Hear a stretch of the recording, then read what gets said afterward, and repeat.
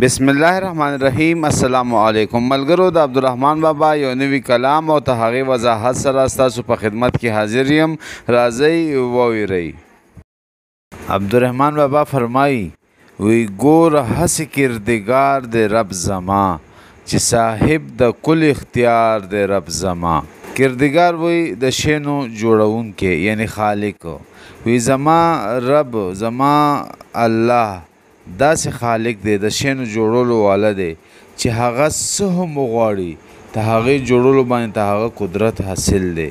دې کې اشاره ده کن فیکون ته.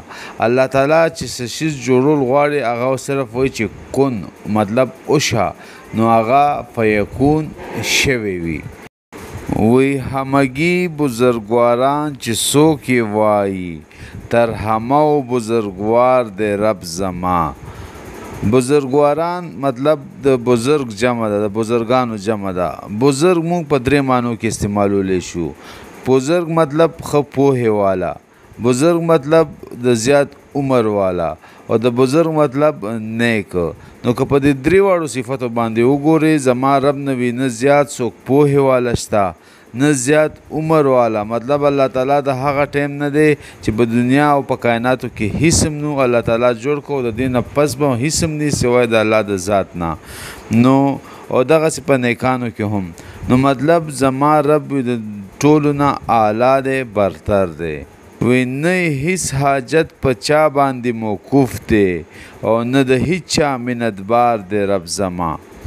عبدالرحمن بابا وایي چې زما رب څنګه د هر یو شیز خالق دی او جوړولو باندې قدرت لري دغسې د هر یو کار په ادا کولو کې د چا محتاج نه دی. هغه یوازې دومره طاقتور دی او طاقت او اختیار دی هغه ته چې هغه څه هم وغواړي هغه کولی شي. هغه د چا مدد محتاج نه دی.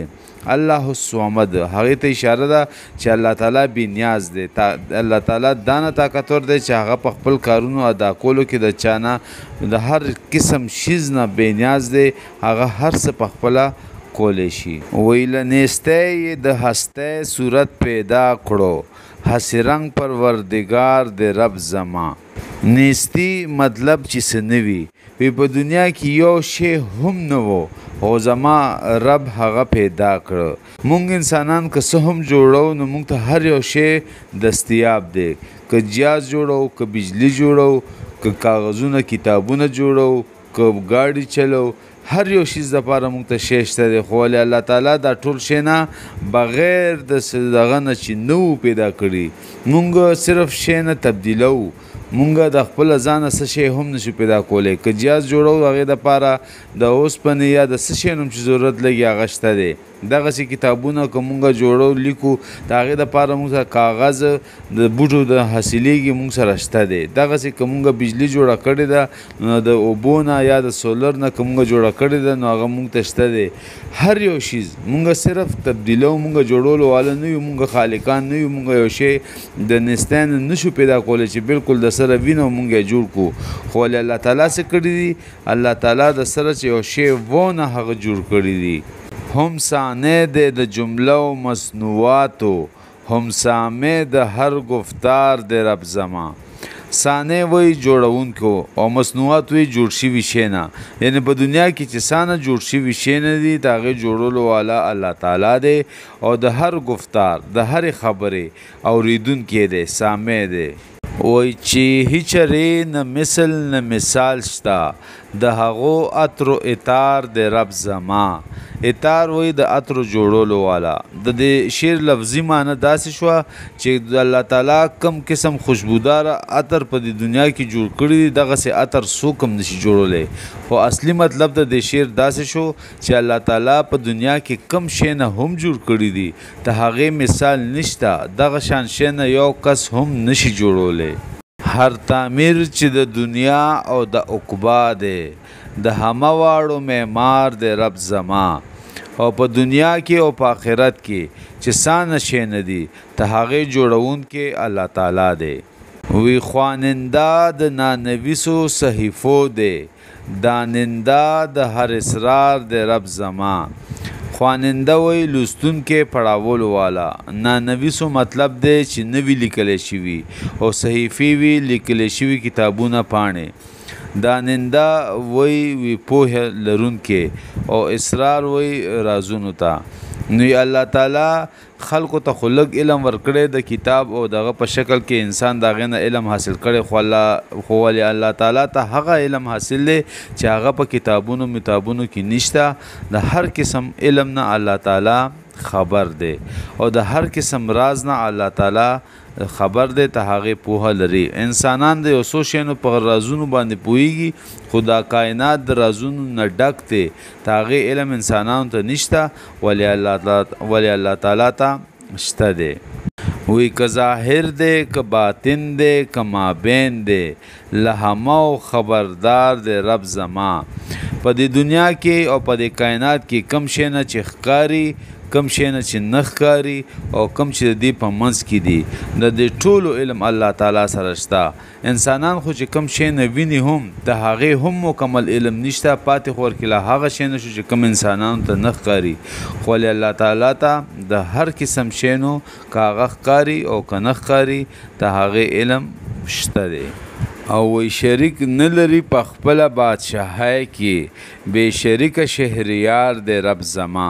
لکه څنګه چې موږ وویل دا ټول کائنات جوړونکی او د دې نظام چلونکی صرف او صرف الله تعالی دی په یوازې کس یې چلی په دې کې د سره بل نه مددګار شته او نه څوک پارټنر شته چلولو والا. یوازې الله تعالی واحد دی او دا ټول نظام چلولو والا دی هغه سره څوک شریک نشته. او همدې سره ټچ په بل شعر کې وی هسې نه چې واحدي دله عجزه په واحد صورت بسیار دی رب زما. او چونکې دا ټول سیستم کائنات دا صرف او صرف الله تعالی په یوازې کس چلی نو داسې نه چې الله تعالی سره په دې کې څه کمې راتلی شي هغه د خلکو ضرورت پېښېدی شي. الله تعالی د دې ټولو شیانو دپاره واحد کافي دی. دا ټول سیستم الله تعالی په یوازې چلولی شي او هغه ته د چا هم د ضرورت نشته. لکه څنګه چې انسانانو ته د یو بل ضرورت وي انسان د مختلف کارونو دپاره د یو بل محتاج وي. لکه مونږ د خپل صحت دپاره د ډاکټر محتاج یو د کپړو دپاره د درزي محتاج یو د خوراک څښاک شیانو دپاره د زمیندار محتاج یو د څپلو جوړولو دپاره د موچي محتاج یو دغسې د کور جوړولو لپاره د ګیلکار محتاج یو خو ولې الله تعالی دا ټول سیستم په یوازې کس چلی هغه ته د چا ضرورت نشته. او حاجت نه لري د هیچ چا و یاری ته له هغو سره چې یار دی رب زما. او عبدالرحمن بابا وی کله چې الله تعالی د کم انسان مددگار شو دوست شو نو هغه کس ته وی بیا د دنیا کې د هیڅ قسم د بل چا د یاری ضرورت نشته ته هغه کارونه به ټول په خپله روان وي کیږي به. او وی څه حاجت دی چې بله خوا ته غواړم په خپل کور کې همکنار دی رب زما. او ما ته څه ضرورت دی چې د خلکو زاري منت کوم او د خلکو نه شی نه غواړم الله تعالی نه ولې نه غواړم. الله تعالی خو ما سره په خپل کور کې ټول نه جوخ دی. نو مطلب دا چې موږ له هر یو شیز دپاره ضرورت دپاره الله تعالی ته خاص پکار دی د خپلو کارونو دپاره د خلکو زاري منتونه نه دي پکار. او هیڅ تغیر و تبدیل نه لري رحمانه تل تر تله برقرار دی رب زما.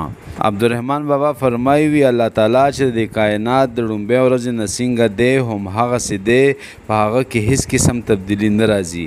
یعنې د کائنات جوړونکی دی د کائنات د هر یو شي جوړونکی دی د کائنات نظام چلولو والا دی او د کائنات نظام چلولو کې نه چا محتاج دی او نه چا ضرورتمند دی. د انسان د هر قسم علم نه او خبرې نه خبر دی او د انسانانو روزي رسان دی.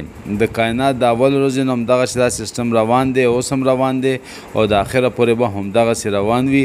الله زموږ خالق دی زموږ مالک دی او په هر یو شیز باندې قادر دی.